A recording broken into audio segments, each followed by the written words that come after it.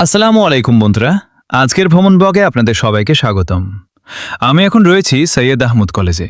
আজ আমরা এখান থেকে যাত্রা করব ঐতিহাসিক ও ব্যস্ত রেলওয়ে কেন্দ্র সান্তাহার জাংশনের উদ্দেশ্যে।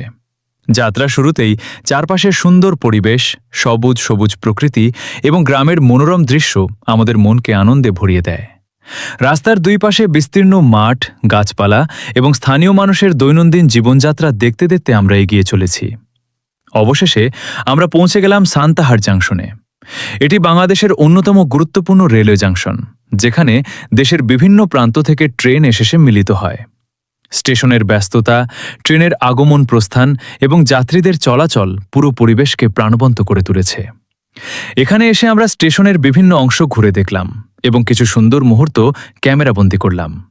যারা ভ্রমণ এবং ট্রেন দেখতে ভালোবাসেন তাদের জন্য সান্তাহার জাংশন একটি চমৎকার স্থান। আজকের ভ্রমণ এখানেই শেষ করছি। ভিডিওটি ভালো লাগলে লাইক, কমেন্ট এবং শেয়ার করতে ভুলবেন না।